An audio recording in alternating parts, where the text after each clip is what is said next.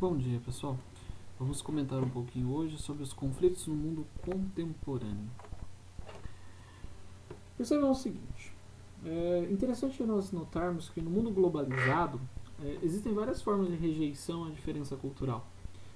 Por exemplo, xenofobia, aversão ao estranho, aversão ao estrangeiro, etnocentrismo, formação de estereótipos sociais. E, é claro, todas essas práticas, de certa maneira, acabam por alimentar os conflitos localizados em diversas partes do mundo contemporâneo. Então, contemporaneamente, nós temos vários tipos de conflitos sociais e esses conflitos podem estar ligados tanto a aspectos religiosos, culturais, sociais, políticos, econômicos, mas essas práticas de xenofobia, etnocentrismo, estereótipos sociais, com certeza elas têm uma parcela importante na formação e na continuação desses conflitos, desses conflitos contemporâneos, digamos assim. O que nós temos, o que nós notamos? No período pós-Guerra Fria, após a Guerra Fria, houve um aumento nos conflitos entre os Estados nacionais ou até mesmo no interior desses Estados nacionais. Porque após a Guerra Fria nós tivemos a divisão da União Soviética, e isso vai fazer com que haja uma fragmentação de muitos países, levando assim com que haja muitas divisões e muitas questões étnicas, questões religiosas, questões culturais que de alguma maneira acabaram em conflitos, tá? Principalmente no pós-Guerra Fria. Hoje, nós temos poucos conflitos entre estados, de fato. Em geral, nós tivemos assim, algumas guerras que foram associadas a motivos econômicos, isso no aspecto contemporâneo, pessoal. Nós tivemos a Guerra do Golfo, que foi em 1991, e nós tivemos a Guerra do Iraque, de 2003 a 2011. Essa Guerra do Golfo aí, ela pretendia retirar as forças militares iraquianas do território invadido no Kuwait. E esta Guerra do Iraque, como nós sabemos, ela vai acabar gerando a deposição do Saddam Hussein da presidência iraquiana e, consequentemente, a sua execução posteriormente. Então essas são os dois grandes conflitos que nós tivemos assim no período contemporâneo, ali de 1990 ou logo após o fim, da Guerra Fria. Depois dessa intensificação dos conflitos, nós tivemos um arrefecimento e hoje, digamos assim, vamos ver assim alguns conflitos que tiveram alguns conflitos e as suas causas. Tá bom, pessoal? Vamos lá. Vamos ver aqui. Exemplos de conflitos e suas motivações. Então, a gente vai ver que os conflitos podem ter motivações políticas, motivações religiosas, motivações sociais e etc. Então, o que nós vamos ter? Israel e Palestina. Esse é um conflito histórico, esse é um conflito que vem desde tempos que remontam às histórias bíblicas. Mas nós podemos dizer assim que a motivação ela é econômica e cultural ao mesmo tempo. Tá? Motivação cultural. Israel ela não abre mão do controle de Jerusalém. Não abre mão do controle de Jerusalém, uma vez que Jerusalém é considerada cidade santa, tanto para o judaísmo, quanto o cristianismo, quanto o islamismo. Então ela é uma cidade santa das 3 religiões monoteístas que nós temos.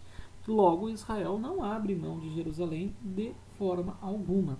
E nós temos também esse conflito entre Israel e Palestina por uma questão econômica. O Estado de Israel, só para vocês relembrarem, lá foi criado em 1948 pela ONU, e desde que o Estado de Israel foi criado, os palestinos e israelenses brigam, porque os palestinos não aceitam a delimitação do território, não aceitam a criação do Estado de Israel, e Israel não aceita a delimitação de terra que foi lhe imposto.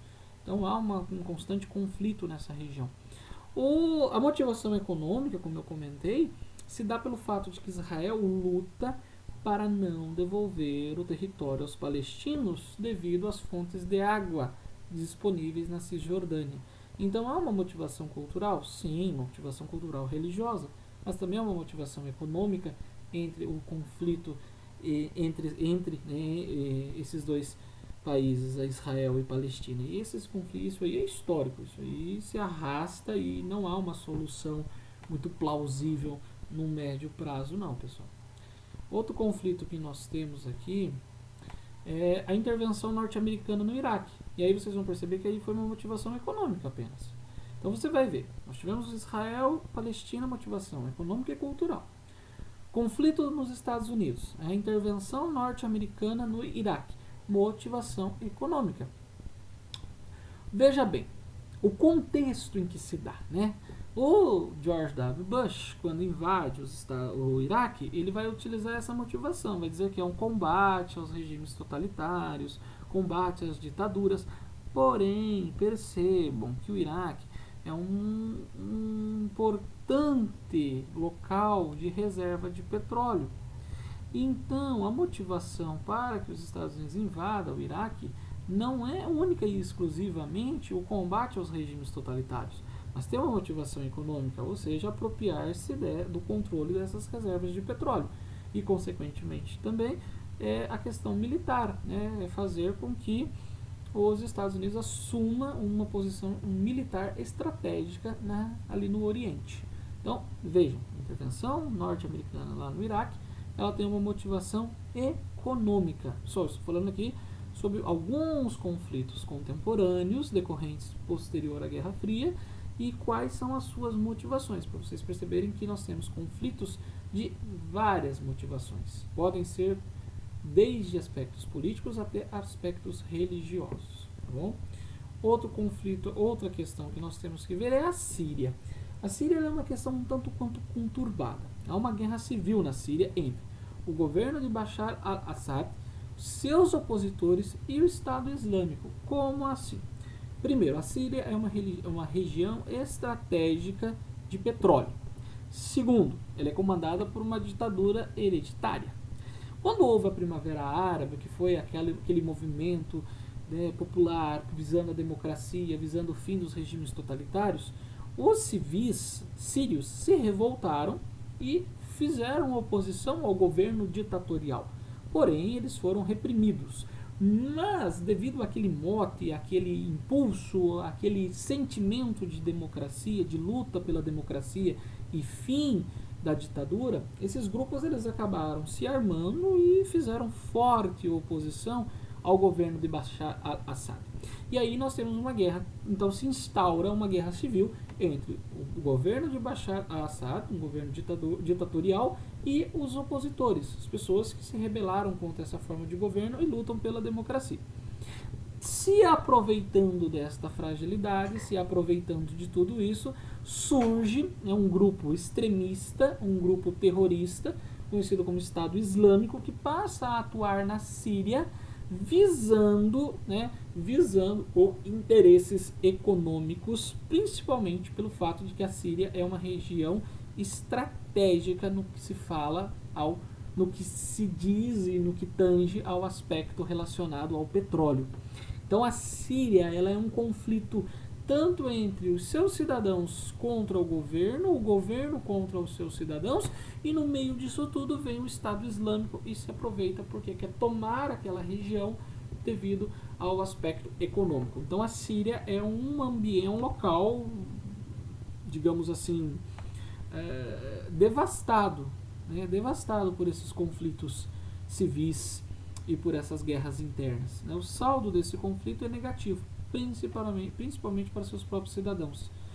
E o que acontece? Não tendo mais a possibilidade de ter uma vida digna, acabam saindo, acabam fugindo, acabam tentando se refugiar em outros países e acabam fazendo isso de maneira precária e extremamente arriscada, onde muitos acabaram morrendo, infelizmente. Muitos acabaram morrendo tentando sair da Síria, um país devastado por esta guerra civil.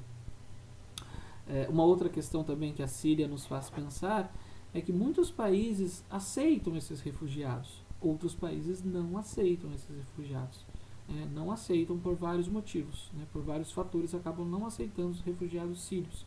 Isso faz com que a sua situação se torne ainda mais desafiadora. O seu país não tem segurança de ficar. Quando saem precariamente. E ao sair, por vezes, não são recebidos, não recebem esse exílio, não têm aprovado a sua condição de refugiado. Então a Síria é um contexto muito triste, muito negativo para a história. Uma fuga em massa de pessoas dessa região devido a essa situação de conflitos entre o governo ditatorial, os revoltosos que lutam pela democracia e uma força externa, o Estado Islâmico, que luta pelo controle econômico desta região. Outra questão que nós temos aqui é um conflito extremamente cultural, que é Ruanda. Ruanda, 1994, ocorre lá um genocídio. Vai haver, e lá foi uma disputa extremamente cultural entre os Hutus e os Tutsis. São duas etnias que residem em Ruanda. Por divergências, por rejeição a essas diferentes etnias e culturas, vão entrar num violento conflito que num período de 100 dias leva à morte de 1 milhão de ruandenses. Então, em 100 dias, 1 milhão de pessoas vieram a falecer por disputas culturais, pelo fato de que essas duas etnias se rejeitaram e não aceitaram as diferenças decorrentes entre elas. Houve, então, em Ruanda, em 1994, por questão cultural, um genocídio dos Tutsis conduzido pelos Hutus. Então percebam, a cultura, a não aceitação cultural pode levar a um genocídio, pode levar a um conflito com resultados catastróficos, pessoal, catastróficos. Então, concluindo, muitos conflitos internacionais na atualidade são causados pela combinação de fatores culturais, sociais, econômicos e políticos. Nós vimos alguns deles muito superficialmente, apenas a título de ilustração. Precisamos salientar que os conflitos internacionais e locais no mundo atual são alimentados pelo aprofundamento da desigualdade econômica e social. Claro, a desigualdade econômica e social mundial interfere e prolonga esses conflitos sociais. Um dos aspectos negativos da globalização, tem aspectos positivos também, mas um dos aspectos negativos é o fato de que a mesma potencializa a concentração de riqueza nos países desenvolvidos, acabando por aumentar a desigualdade global.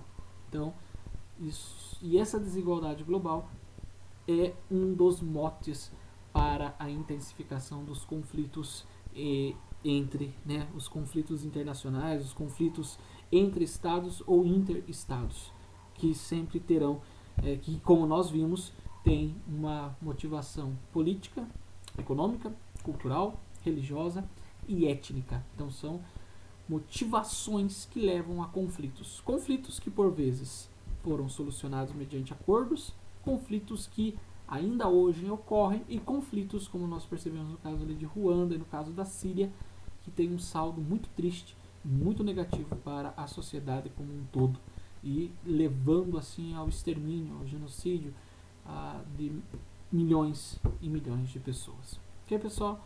Nos vemos numa próxima aula.